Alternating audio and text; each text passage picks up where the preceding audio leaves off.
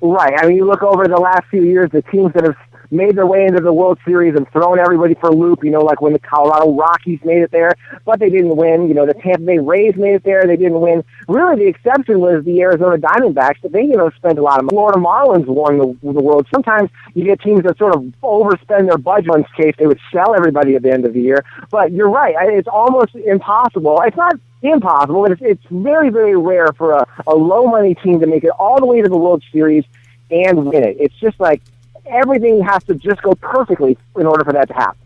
Absolutely. I'm pulling up the listings now on payroll because I wanted to compare it to the listing of the teams that made it. I mean, you don't even need to compare some of them when you look, right at what you're seeing there. I'm pulling the brackets up in front of me. I mean, obviously, it doesn't take a whole lot to figure out the main teams. You're talking about the Dodgers. You're talking about, obviously, Detroit, the Angels. You've got – and you notice, too, the two smaller budget teams are fighting in the wild card. They're fighting for the right to meet the big Titans, And so, again, in no way does money match up to winning. Like, you don't have to spend money to win, but you do, really. Like, you can win without it. But, I mean, really, it's like finding a needle in a haystack, I mean, here you go. When you look down it, Washington, number 9. San Francisco, number 7. L.A. Angels, number 6. Detroit, number 5. Dodgers, number 1. I mean, there's the majority of your playoffs all in the top 10 of payroll there. St. Louis is number 13, so they're still in the upper half. And they're still, even at 13, their payroll is still a full $30 million, $25 million higher than what the Indians was coming into this season. Baltimore is number 15. So everybody, with the exception of the small market wildcard teams being Pittsburgh, Oakland, and Kansas City, everybody else is top 15 or above in the league, and everybody except for the, as I brought up, was it St. Louis there, is top 10 in the league or higher. So, again, spending money doesn't guarantee you anything, but at the end of the day, the teams that get to the end, almost to a man, have always spent a whole lot of money.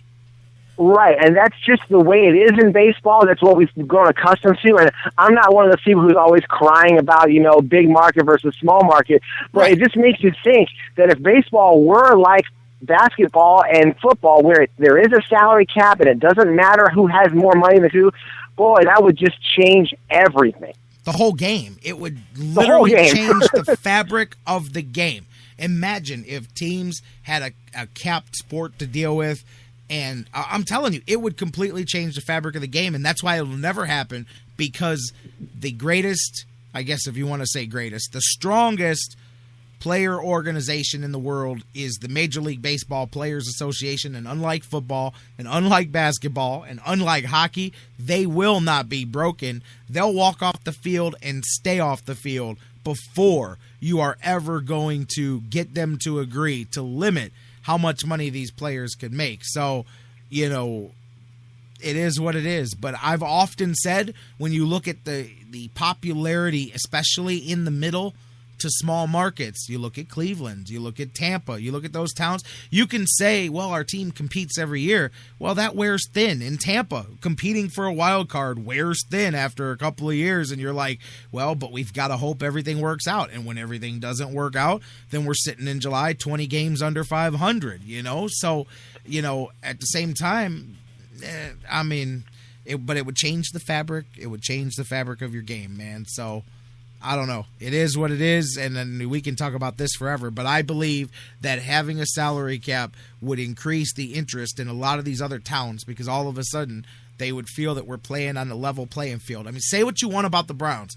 At least all the heat goes where it deserves, which is to a crappy front office that has never done their job, because when you look at it on the flip side of the coin, they have what I mean is every team in the NFL has the salary cap. They can only spend X amount of dollars, and they have to spend X amount of dollars. So the teams, nobody spends more or spends less because they can. So there's the level playing field. You can't blame it on ownership. You can't say that the Browns stunk because ownership was cheap, because they didn't have a choice. They could only spend 50 or 52 or 65 or whatever that year's salary cap was, and that was it. So every team at least is on a level playing field. Same thing now with the sport of basketball, and the players are up in arms about that because they believe it limits their free market value. But that's their fight to have with their union. Again, that's a capped sport. That's a place where, when the Cavaliers want to make a midseason trade this year, they will have to figure out how to send out the same amount of salary as they bring back in because they're over the salary cap. In baseball, the Red Sox can send $300 million of talent over to the Dodgers for a bag of balls just because the other team was willing to write the check. And so the inequity of the game, my point is, this has nothing to do with just Cleveland.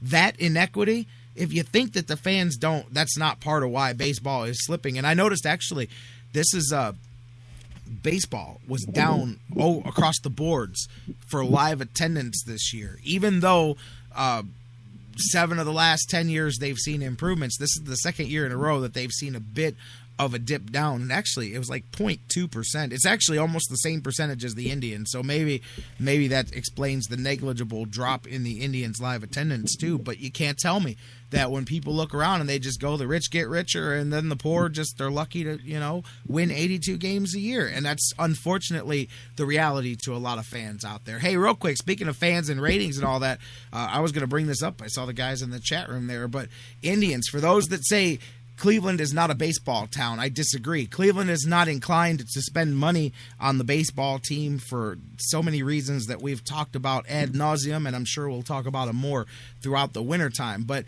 the Indians' fan interest is definitely there. Overall ratings from last year to this year, up another 12%. And last year, they were well up as well. And the hometown Sports Time Ohio ratings finished 5th in all of baseball. So literally 4 teams had more fans in baseball watching on television than the Indians did. 6.1 was the average rating. Nearly 100,000 households per game watched the Indians this season. Highest rated game of the season was the home opener. 219,000 households. Highest rated non-opener of the season was, for some reason, the Yankees game, which ran long and drew 150,000 households on July 9th. But the Indians' ratings kept growing throughout the season, peaking down the stretch at the end of the season in the month of August when the Indians were truly feeling that they still had a chance to compete. The rating was nearly a 7. They had 102,000 a night watching. They were 70% higher than the number 2 ranked station in Cleveland, which was CBS, during that same month. And the month of July was the 3rd best month the Indians have ever had on Sports Time Ohio. So very interesting to see that the fans are still there. They're on the peripheral. They're watching on TV, but getting them out to the ballpark remains the $1 million question. That's right, and that's just up to the Indians to just be creative by getting people through the turnstiles, and they do the best they can. But, they're also making money on TV revenue, so it all ends up working out. You just don't want to have a situation where people just don't care about the team, and fortunately, that's not the case. Fortunately, people here in Cleveland really do care about the team, and that's a good sign, and they're excited, and the team, especially 2 years in a row having a winning record, we can't always say that. It's not like we put together 2 winning seasons in any sport in Cleveland all that often. No, I agree with you.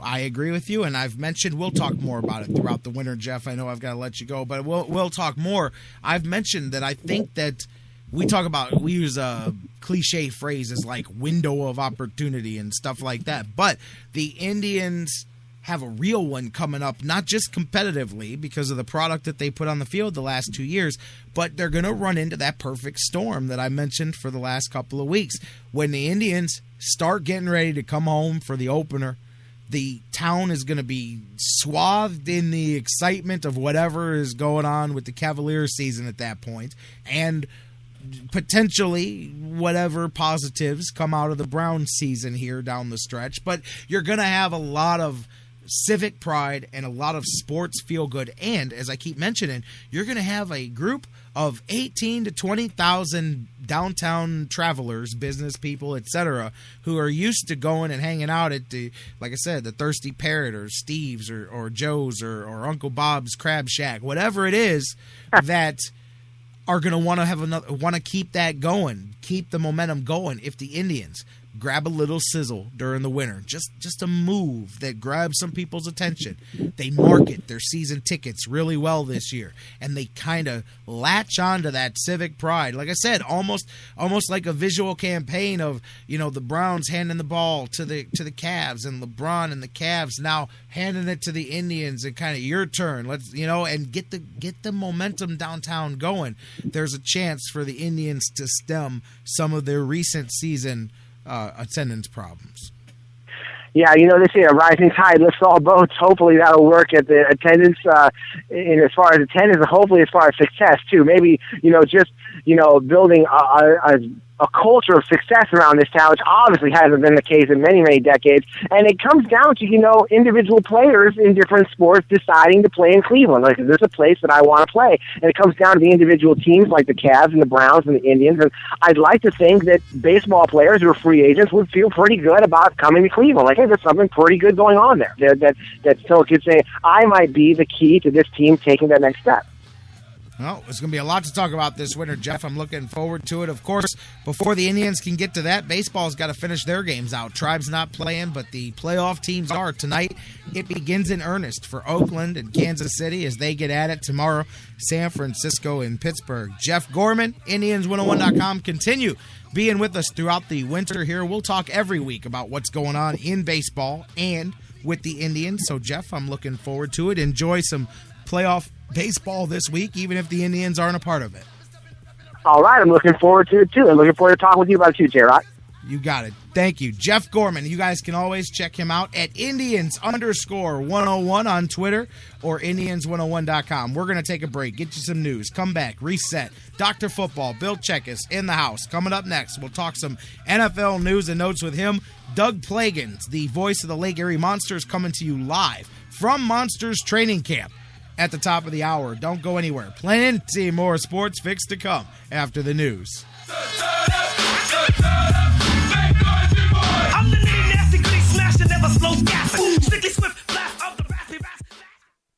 The Sports Fix, your choice for intelligent talk. I'm expecting a very important delivery at the house, so could you please call me if it arrives? I'll give you my cell number. 401-555-1125. 440. No, I was just repeating the 4. 1-4. 1-4. Intelligent talk. Okay, 1125. 1125. 155. I'm not giving you quantities of the numbers. I'm giving you the numbers. 1125. Those are the last 4 numbers. Oh, I see. 1125. Yes. All right. Now read the number back to me. Let me get my pen. The Sports Fix will be right back. Hi, this is Joe Tate, and you're listening to The Sports Fix. Business owners and professionals, do you want to take your business, your product, your team, your event to the next level? You want to advertise right here with the Sports Fix. Our listeners are among the most loyal listeners, terrestrial or internet. The Sports Fix universe is not only the radio show, but tens of thousands of fans on Facebook and Twitter. Email me, Jerry Myers, thesportsfix@AOL.com. That's thesportsfix@AOL.com. And let me help you swing for the fences and hit it out of the park right here on the Sports Fix. Whether it's an oil change or a new set of tires, Quick Lane at Valley Ford Truck has you covered for your automotive car care needs. They're your neighborhood quick service experts. They also offer a low price tire guarantee. Choose from 13 brands, and if you find the same tires at a lower price within 30 days, Quick Lane at Valley Ford will refund the difference. They're open late Monday through Thursday until 9 p.m. and open early Saturday so you can check it off your to-do list and get on with your day.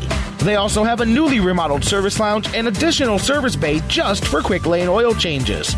Quick Lane at Valley Ford Truck is located at 5715 Canal Road, right under the 480 bridge in Valley View, just down the road from Independence. 5715 Canal Road, right under the 480 bridge in Valley View, just down the road from Independence. Come see why life is better in the Quick Lane. QuickLane.com/Valley Ford Truck.